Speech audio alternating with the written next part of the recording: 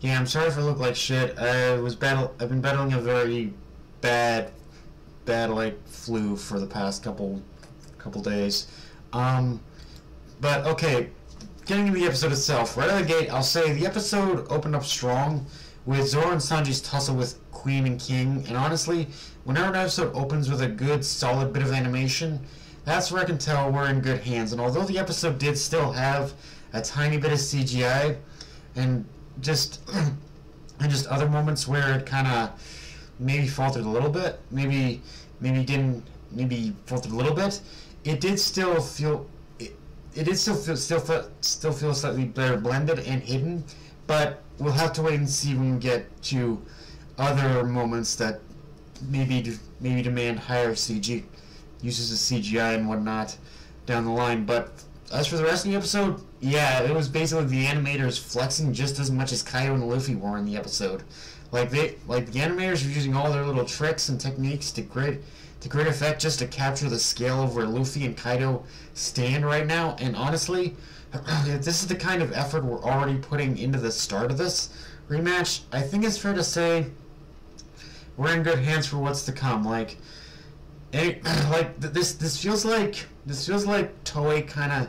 It feels right now like Toei has been stretching their muscles just to show us that you can. We know what's to come. We know what's on the horizon. You can trust us to absolutely nail that moment.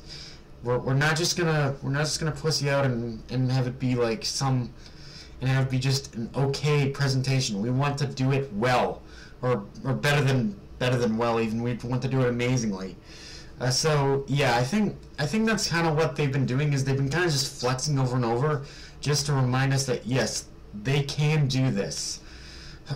Also, I don't know if it's just me, but despite the anime suffering from usual pacing issues and a couple dragged on interludes, like obviously the stuff with Momonosuke leading up to where he is now, something about the way the anime's production team has been handling just Kaido's overall screen time and just his overall and just the conflicts in general that involve Kaido, somehow all of that in retrospect seems to have a much better flow in the anime than the manga. Like, don't get me wrong, maybe it's one of those things where I was reading week to week, so it just had the effect of like, oh my god, it's getting a little tedious. But I don't know, something about the way Toei's production team of whoever is handling the Kaido stuff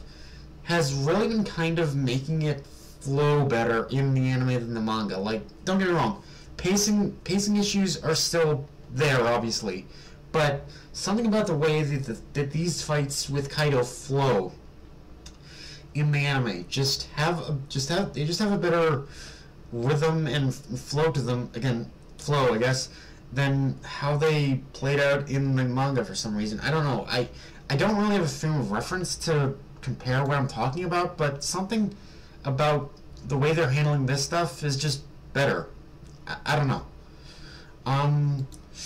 And yeah, obviously we gotta talk about Kaido and Luffy's clash, which split the heavens, mirroring Roger and Whitebeard in itself, showing this final fight with Kaido is Luffy's biggest and grandest obstacle for him to overcome before he's truly prepared to become Pirate King. I mean, of course, there's still Blackbeard's menace to deal with, but I think with Blackbeard, Luffy sees him much more as a personal rival rather than an obstacle to overcome. So I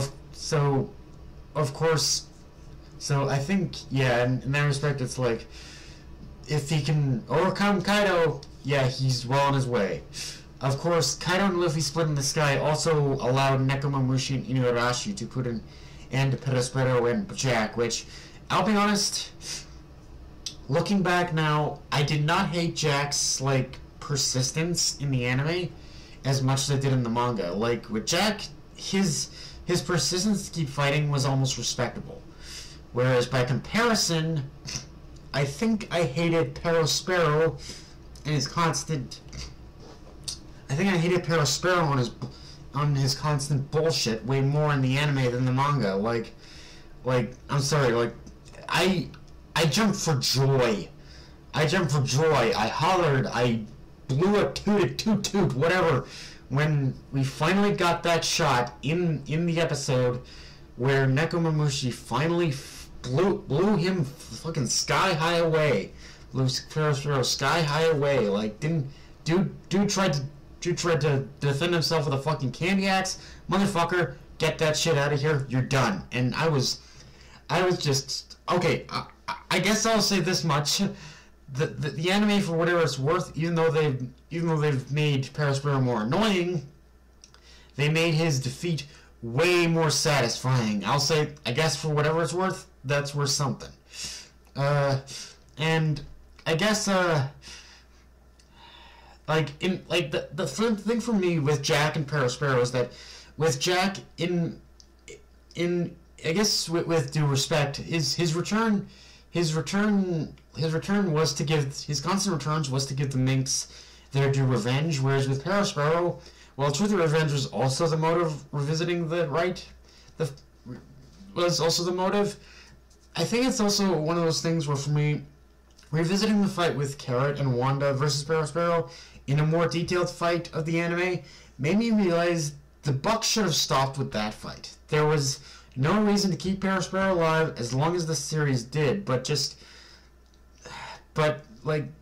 again, it's one of those things where I say again, I think Carrot and Wanda got robbed. Carrot and Wanda, I know they're probably not on the same level as Parasparrow, but they really should have been the ones to just defeat him outright. There was no reason to keep Parasparrow alive as long as the series did, but just saying all that, for as much as the anime may have dragged Parasparrow's defeat out, they did make it as equally satisfying to finally see him get his ass clapped by Nekomamushi.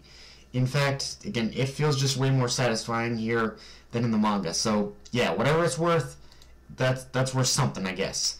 Beyond all that, though, we also see Yamato and Momonosuke go it alone in order to stop Onigashima from falling, where we see Momo take his first real step towards learning about his abilities as a dragon, which is to create flame clouds. And I'll say this much about that part of the episode. While I will be cautious in seeing how the anime approaches the Yamato Momonosuke side of things from here, as I can see that being the thing that Toei uses to pad things out if necessary, the fact that we've got a pretty good jump start on Momo learning just that much for him to utilize these powers to save Wano is a start. And I really like how the anime visualized Momo's perception of what it means to create flame clouds. Like, it was a very trippy effect, and it really kind of created this sense of like motion that he was really like crafting these clouds with his own like claws and whatnot. Like, it really gave us an idea of what, I think it gave us more of like an in-depth idea of what it means to create these clouds with dragon claws and whatnot.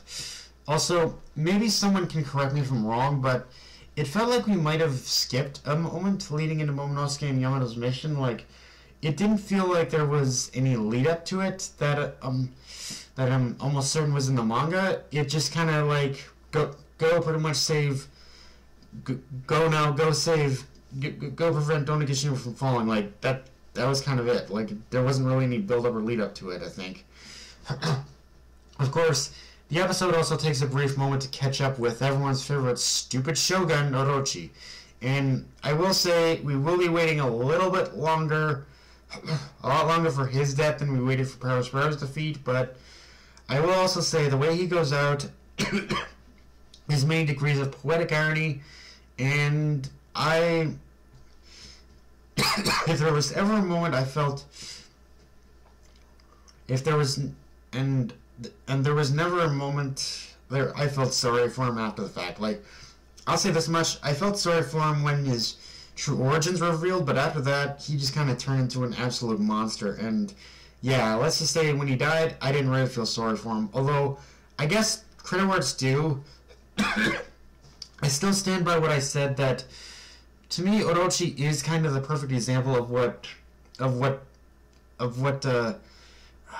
what's his name, Wapol should have been. Like, he's still a perfect example of a good Wappo kind of character. But yeah, guys, that's all I got for this review. If you enjoyed the video, like, comment, subscribe from my Twitter and on this Crunchyroll. Be sure to notification bell, subscribe button, and just share the video around, guys. Dark Knight, everyone, signing off. Later, everyone.